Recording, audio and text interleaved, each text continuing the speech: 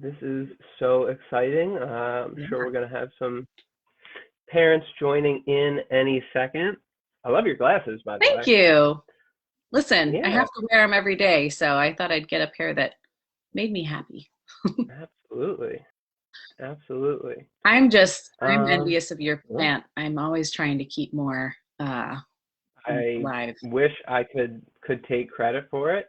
But other people in the house are green thumbs and I just ruin everything. But looks like we have somebody joined, which is exciting. So take a few more minutes and then we'll get started. So we want to thank everybody for joining tonight. I feel like in a lot of ways this is kind of a Hebrew Public first, doing the Facebook Live thing. So trying something a little bit uh, different tonight Yeah. to share a little bit more information with families. And looks like we have another person on, and it's 8:01 now. So why don't we get started? I want to thank everybody so far for joining tonight. My name is Roger Katz. I'm the Assistant Director of Student Recruitment at Hebrew Public, and I am joined tonight with Miss Emily Fernandez, our Chief Schools Officer. And we know that this is just like a really interesting and unique year, especially for parents as Yeah. they're navigating school choice and figuring out like what the best move is to make for their family. So we thought it might be fun tonight to have Emily share a little bit, some tips, some secrets, some helpful ideas, and kind of some things to keep in mind as parents and families kind of search for their school options. So for everybody that's joining tonight, if you have questions for Emily, please feel encouraged to drop them in the comment box. And we have some stuff that we're going to lead off with, but we would love to engage with you guys tonight too. So, without further ado, Emily, why don't you tell us a little bit about yourself and, why you chose the field of education? Great. Well, thank you, Roger, for hosting and being my partner in this. As Roger shared earlier, my name's Emily Fernandez. I am the Chief Schools Officer, and this is actually my 16th year in education, although I feel like it should get credit for a couple, maybe 3 years in one, with all the changes. Why did I get into education? Honestly, I didn't know I wanted to be a teacher. I have colleagues who like grew up knowing they wanted to be in schools. I have so much respect for that. But I found teaching through Teach for America, actually. Did that, and honestly, within the first month, I was like, oh, this is what I should be doing. I love teaching. I love being in schools. I love children. I love teachers, school leaders. And so after doing a bunch of things, dean, assistant principal, and then founding my own middle school that I led for 5 years with Brooklyn Ascend, I then came to Hebrew Public, and I have the honor of coaching and leading our school leaders, and working with Roger and a bunch of amazing colleagues and even more amazing children. Sorry, colleagues, but the children are the best part. Well, tell us a little bit more maybe about your role here at Hebrew Public and what exactly you do as a chief schools Great. officer. So we have 4 schools, one in Harlem, 2 in Brooklyn, and 1 in Philadelphia, and we're opening 1 in Staten Island in 2022. And I directly coach and manage our school leaders, so our heads of school, our principals. I'm their go-to. I give them feedback. I help them design programming. I help them consider challenges and respond to parent needs. That's a big part of my role. The other part is on the network side. So we have an academic team of staff on the network side, directors of curriculum who help design all the math, science, ELA, arts, all of the stuff that's going to be in classroom with kids. And so I coach and manage them as well. And then frankly, I work just very closely with our CEO and with our senior leaders at the network to think about what comes next. And so, when I think about school choice, I really think about like what families are looking for in a school. And I think about that both as a mom myself. I have a 4-year-old and a 2-year-old. And also then in my role as the chief schools officer, what do families need and how do we do our best to provide what they need? Got it. Got it. Well, that is really insightful. I know for the folks that are joining us tonight, that's really helpful for them to know. So now that we know a little bit about you and kind of what your role is here at Hebrew Public, maybe we can lead off. What would you say, or what are some words of advice, right, for parents, especially this year, who, you know, maybe this is their first dip into the water of trying to decide what's the right place, what's the right setting, what's the right school. Do you have any words of advice for parents who are kind of in that position right now? Yeah. So I think that is a complicated position to be in, particularly in New York City, where there are both so many options and also it can sometimes feel like really hard to figure out how to access them. And I think it's made even more complicated in this year, between the pandemic and remote schooling, hybrid schooling, in-person schooling, all of that. I think first and foremost, families should think about their child and who they are. Like, who is your child and who is your family and what do you think they need? So are you really looking for a school, that has exploratory learning and inquiry-based, experiment-based learning, or are you looking for something that's kind of more straightforward, direct instruction? Who is your child and how do they thrive? And I think as you think about that, all the other questions of like, what does student culture look like? Are there family or parent engagement committees? All of these things based out of who your child is and what your family is looking for. I think you have to get clear about that first. Are you looking for language? Are you looking for, exposure across communities for a diverse student body? All of those things can help you pick a school and help you kind of narrow it down, because there are a lot of good schools and there's a lot of not so great schools also where people are trying their best, but it might not be where you want your child to actually go to school, and you have to kind of see through it. For sure, for sure. And I think that's the really unique thing just about New York is it can sometimes seem super overwhelming. I speak to families all the time, and they're, especially ones that are maybe new to the city, Yeah. they just don't know, like it seems just scary. So what would you say, or we just hear parents say so often there's so many options, but like maybe where could they begin their search, or how can they start? First of all, I think I having just done this for a young man who's entering kindergarten in less than a year. There's three kind of categories that I think of it in. So you've got your private school sector with varying costs associated with it. And there's like full, pretty complicated applications that happen over the fall that have to be submitted pretty much towards December. And you find out about that placement in February. And then there's your traditional district public schools. And so what we call the DOE schools, usually Department of Education schools. And so those applications this year anyway were released in December and were due in January.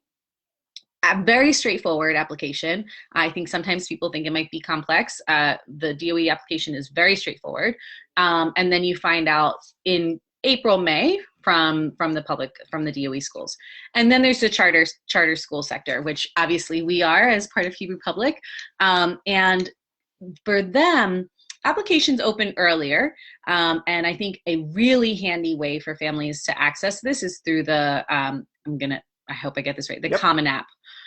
Right? Yep. And so the Common App is a way for you to apply to a whole host of charters. You can search them and select them all in one application. So that's like kind of the structure. And of course, those lotteries vary when you find out when your child is, if your child's accepted to a charter, but most often they're in April, potentially some in March or early May.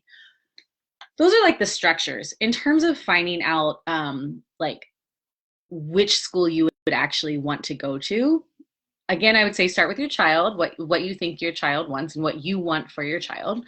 So if you're looking for exposure to a second language, Searching then, as simple as searching, second language charters or charter plus the language you're looking for, is a pretty straightforward way. I would absolutely recommend looking at family reviews, but then I think, and it's harder in this world, but I think the best thing to do is get yourself to an information session. Um, and as a working mom, I know that sometimes it can feel like one more um, obligation to do in the evening to attend an information session. But even if you're off video and just listening while you do whatever you have to do in the house, you can really get a sense of the organization of Absolutely. the people who are working there. I think it makes a big difference because they're going to be the people who are like with your child. And I think that's critical. Absolutely. Well, this will be my own shameless plug and self-promotion Please. for our network of schools. For any of the families joining tonight, we have recorded some virtual open houses and some virtual school tours on each of our websites. So if you are interested, you can definitely check that out for Harlem Hebrew, Hebrew Language Academy, or Hebrew Language Academy, two And charter can I schools. Yeah. just say that, so the virtual open house is great, and absolutely take a look at those recordings. But the fact, I love that our recruitment department, now I'm plugging you, Roger, like offers school tours, because especially in this year where you can't get into buildings in the same way as a parent, to be able to see the space your child is going to be in, I think really makes a big deal. And I should also say, like, a critical piece right now of deciding what you want is whether or not you want a hybrid option where kids are in school for some portion of time, or if you want a strictly remote option and what you want from that remote option. So just very briefly, I'll say this. There are some schools that are offering remote options that are strictly like a video of an in-person classroom. And so, the teacher in the classroom is teaching the children in the classroom and every now and then talks to the computer, but it's not the same as having like their own class. There's families I know who have that and they are satisfied with it. I would really ask yourself what you're looking for, because I would recommend looking for a remote option that is a full class where a teacher is devoted just to the kids who are remote. And then there's another teacher devoted to the children who are hybrid, so that your child gets full attention. We were able to offer that this year. We're really excited to have been able to do that. But I do think it's a big distinction, because some remote options, even for the days when hybrid kids are home, it's not a class, it's watching a video of another class. Absolutely. Absolutely. And I also just want to mention, for any of the families joining tonight, if you are interested in doing a socially distanced tour of one of our buildings, you can email me. That's roger@hebrewpublic.org, and would be more than happy to help set that up for you. So we do have a few questions that parents sent in before we went live. Would you want to share a little bit more, Emily? What does parent involvement look like at Hebrew Public Schools? Okay, so I mentioned this briefly earlier, but knowing what you want as a parent, even if you can't be the one who's at every committee meeting, knowing whether or not you want a school where parents are active. Our schools have active parents. It's wonderful. We have parent-teacher organizations at our schools that are active, that do fundraisers, that share feedback with administration, that meet with our principals and talk with them about, about ideas for the school, both how to help and how to improve. And I would say that's relatively rare in the charter space. I think it's a bit of a missed opportunity for some of our peer schools. And the school I ran for 5 years, we didn't have a parent organization. We had parent workshops and we were trying to, but we really never got it off the ground.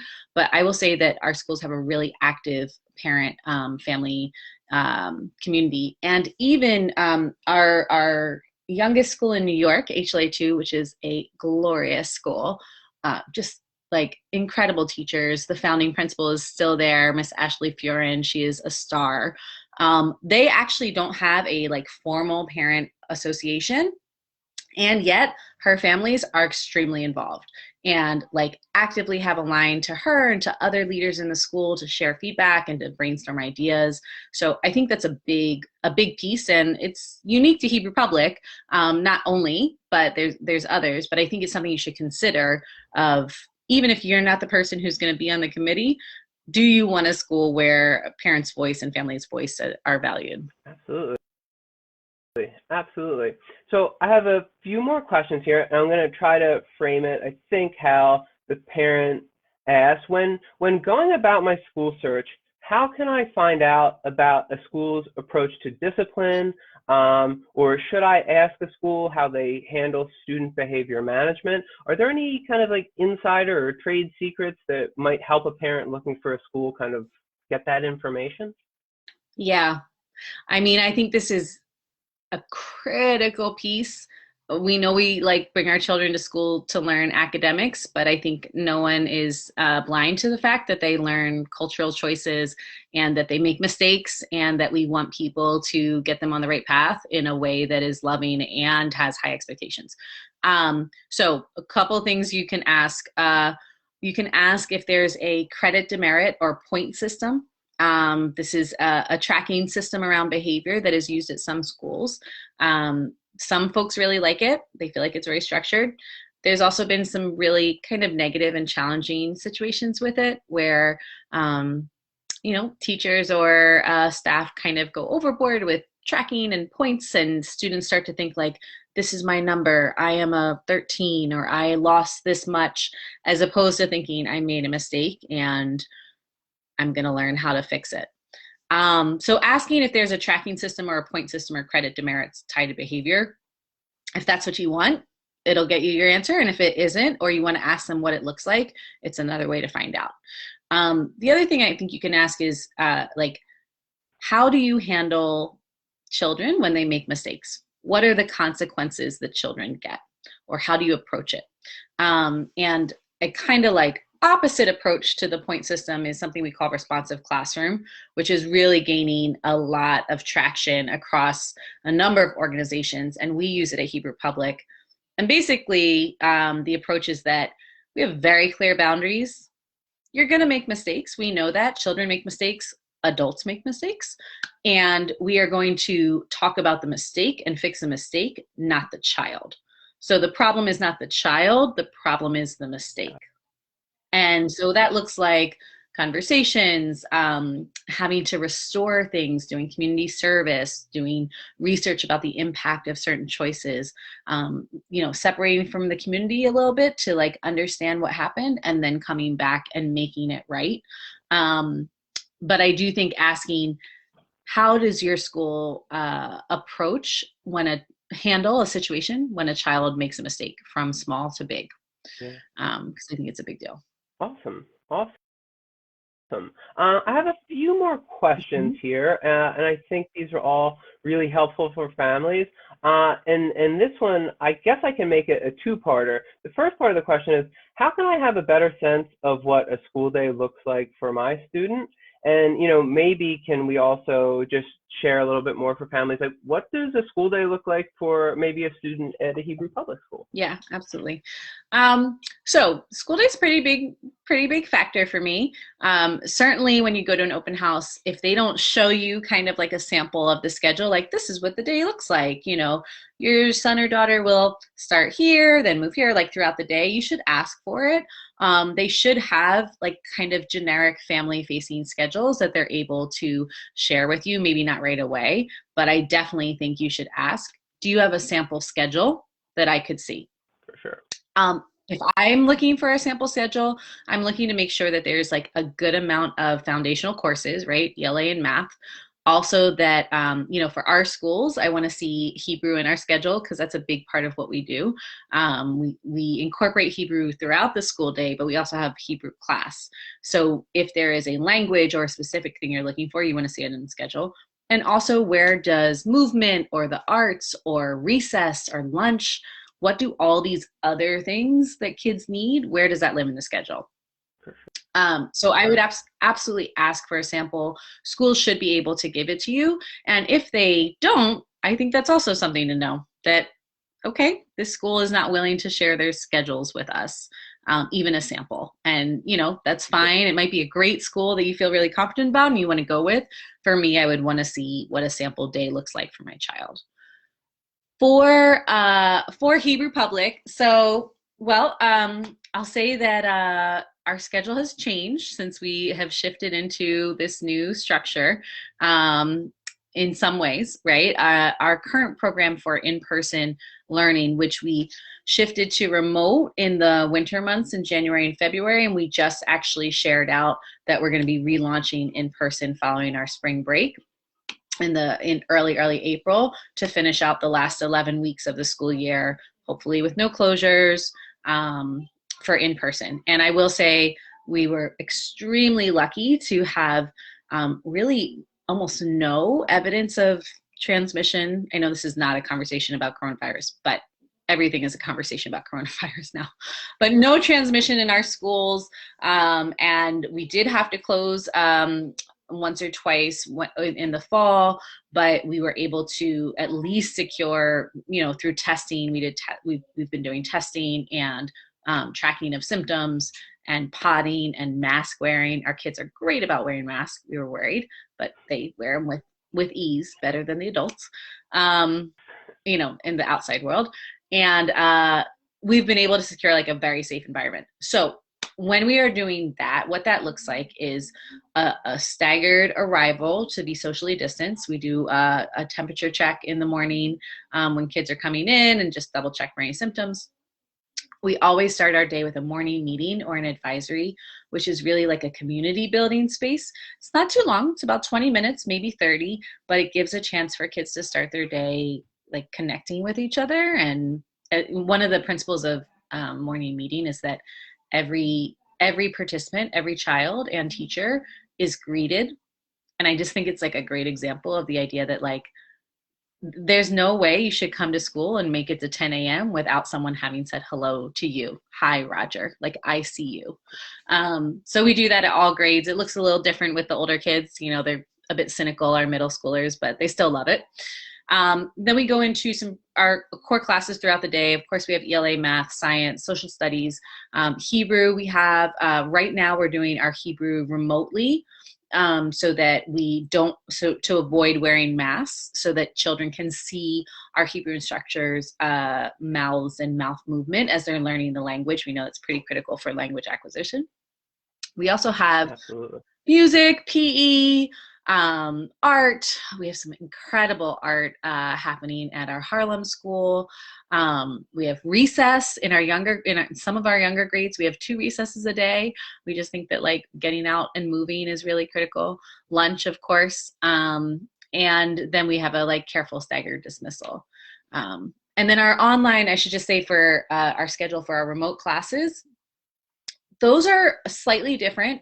We try to balance a combination of live Zoom classes where you're talking to your teacher in a room with your classmates in a like Zoom room, with independent work and some break time, because we know that just sitting on Zoom from like 8 to 4 a.m. is not a good place for anyone's mind, let alone a 6-year-old or an 11-year-old.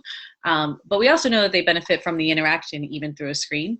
So it's really a balance of that, but we do have anywhere from 3 to 4 hours spread out throughout the day of live Zoom classes and then independent work to mix in and some break and movement.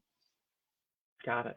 I think that's really helpful for the parents too, especially who might not be Hebrew public families yet.